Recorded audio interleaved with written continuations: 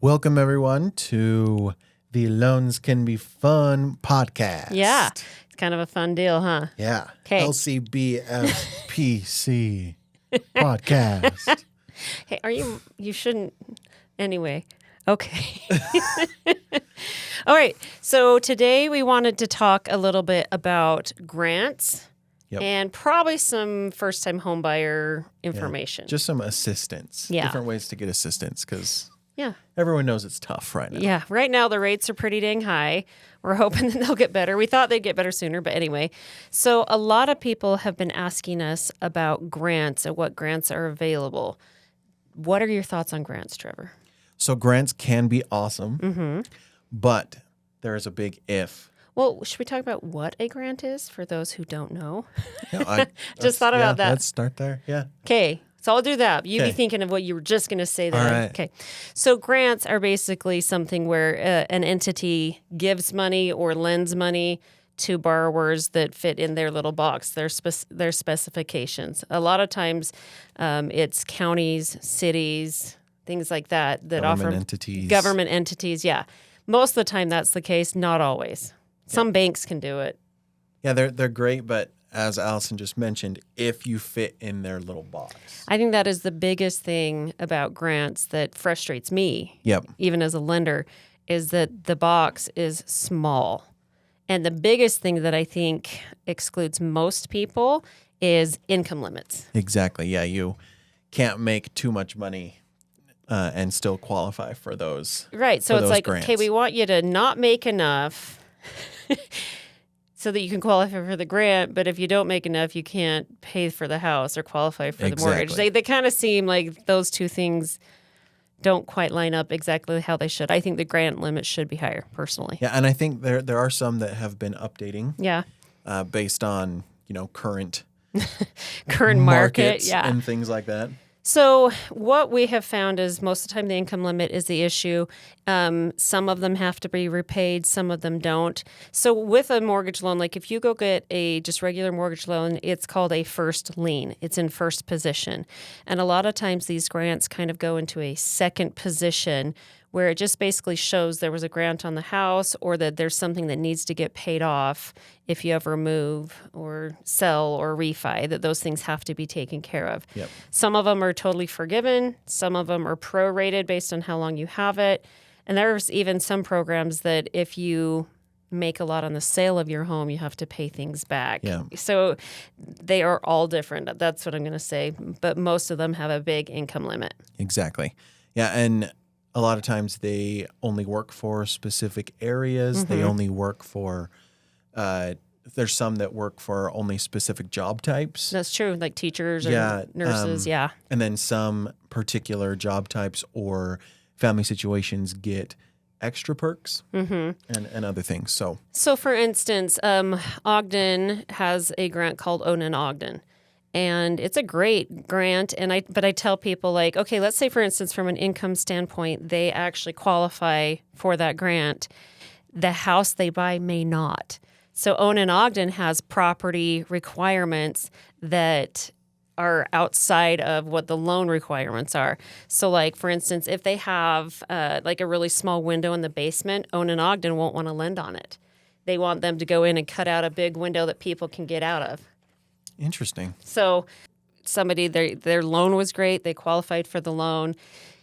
Ogden went in, did their separate inspection from the regular home inspection, the appraisal, and they didn't like the windows.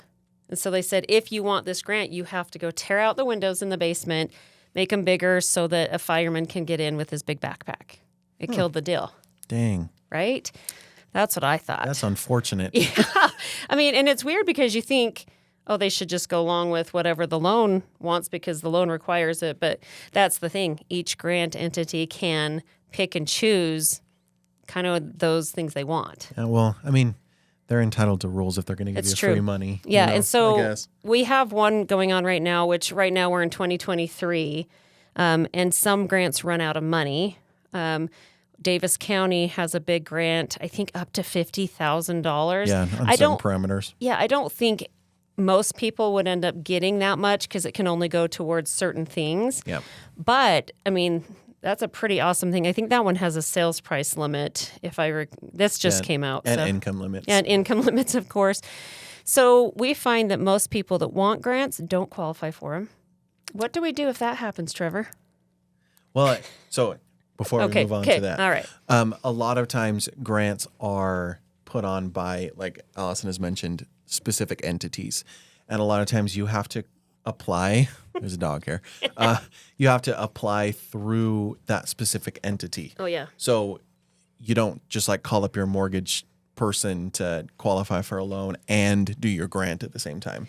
Yeah. And what's interesting about the grant part of, the approval is that, they have their separate application. A lot of times we help people with that because we have a lot of the documents that they need, right?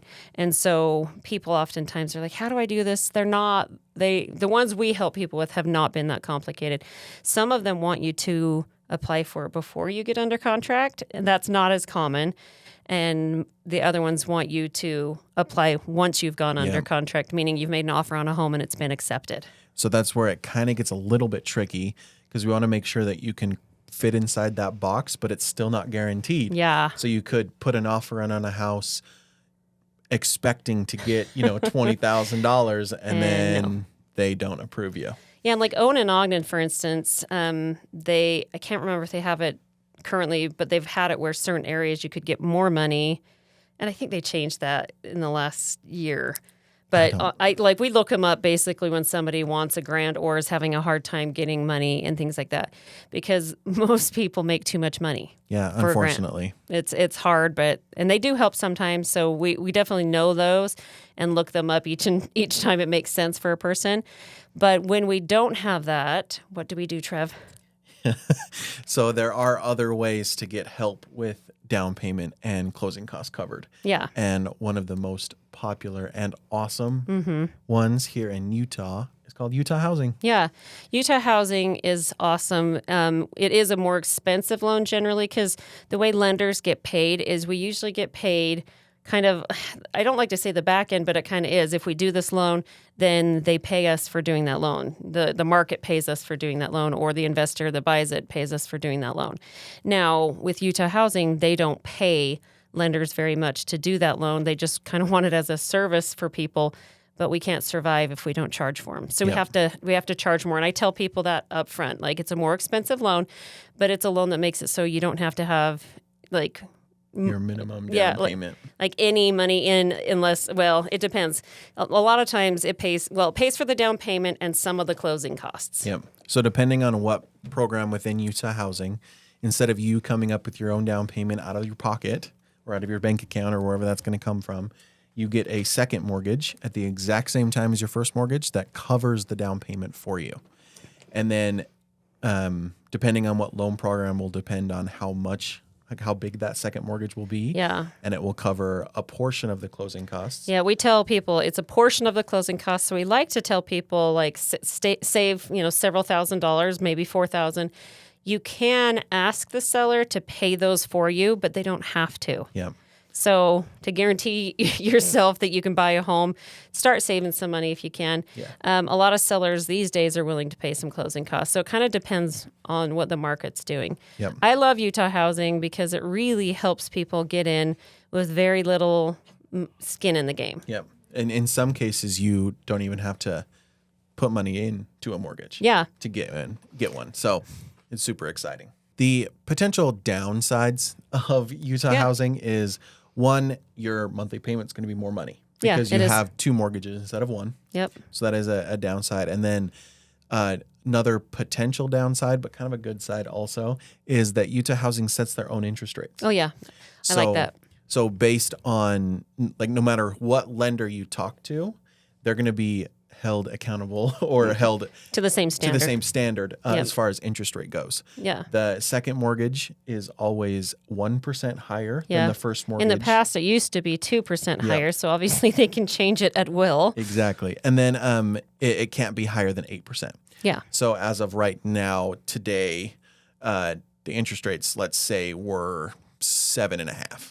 Yeah. Okay. So normally that means that second mortgage would be 8.5, But but it has that cap of Yep. 8. yeah, and it's kind of a nice loan because you can pay off that second mortgage and completely eliminate it. I do say it's expensive, and if you initially buy the house, you can be slightly upside down if your appraisal wasn't higher than your sales price, because if you borrow 100,000 or the sales price is 100,000, you can typically borrow up to 103, plus or minus 103%. Yep. So it's not a loan you want to do if you're going to turn around and move immediately. Exactly. Most houses appreciate and things like that, but you definitely don't want to do it if you're thinking it's a 6-month type of deal. Yeah, no way. No way. Some things, Utah housing does not love rentals, so it wants it to be owner occupied.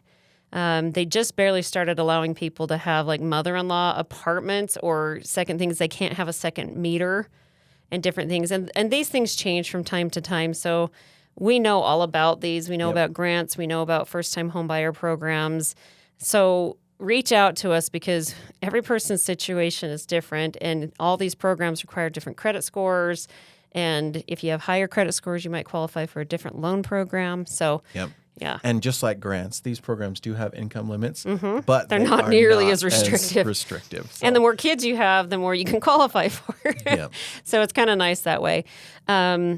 But really, being a first-time home buyer can be really kind of intimidating to a lot of people. So Trevor and I have worked really hard to make sure that the education piece is huge. And we spend a lot of time making sure that people are comfortable, because there's nothing worse than like going to buy something that's fairly complicated and feeling like you're clueless. It sucks. And that can't be fun. It's not fun. So that is not a loans can be fun thing. Exactly. If you understand, then it can be fun. Yeah, and plus you get candy. So Exactly. I mean, buy a new house and get candy. That's the best of both worlds. It's like the most expensive dots you've ever bought in your life. That's true. Don't say that. No, but we do here at Loans Can Be Fun. We do all sorts of parties. We want to make sure you're having fun. You're educated, that you know you're part of our club, and we like making friends with our clients. And that's been such a cool thing for us, is that we hang out with our people. It's not just, hey, thanks, we did your loan one time, and I'll talk to you 6 years from now. It's like, hey, we're going to have 3 parties this year. Will you come? So anyway, we love helping anybody. We love educating. So don't be intimidated. One of the first things I do when I find out somebody's a first-time home buyer is I say, don't be afraid to ask me questions. You don't know, this language. It's like speaking another language. Exactly. I'm happy to go over that same question 5 times, 6 different ways if you need explanation. And that's a big thing for us. We care a lot about that. Yep. Because the last thing we want is for the home buying process to be scary. Yeah. And another thing to think about is is not necessarily the same as when your parents did. No. Lots of things have changed. Yes, it's so true. I kind of it's hard for us because we want our parents involved in a lot of things, or, want their opinion because we think they have experience. But loans are so different now than when they went through it, that oftentimes the parents get involved and they kind of muddy the waters and make people feel insecure about their decisions when there's not a whole lot of need for that. Yep. If you have a good team, a good realtor, and we can actually introduce you to realtors, insurance people, anybody like home repair, we have connections there that we know and trust. And so, sometimes when the parents get involved, I want to cry a little. Yep. Not all of them are like that, but some of them are so overbearing that the kids just can't make a decision themselves at all, and it's hard. That's why we try to explain things. Yeah. So everyone can understand. Yeah, and it's like if we take that step up front and take the time to educate, people seem to handle the process better because they know the expectations, they know what's going on. So it's important to us, and we want you forever to be our friends and clients. Exactly. Yeah. We don't do the bait and switch thing. No. Where we tell you it'll look like this and then, just kidding. No, it and doesn't. There are times in loans when mistakes are made. And we own it and we fix it. Even if there's a financial loss to us, we fix it. Yep. Because I'm not willing to make anybody else take on my mistake, so to speak. So anyway, we're excited to be doing this podcast and to be educating everybody, and we're here for questions. You can also go to our website and watch a series of videos. The website is loanscanbefun.com. Yep. Trevor and I made that website because we're freaking awesome.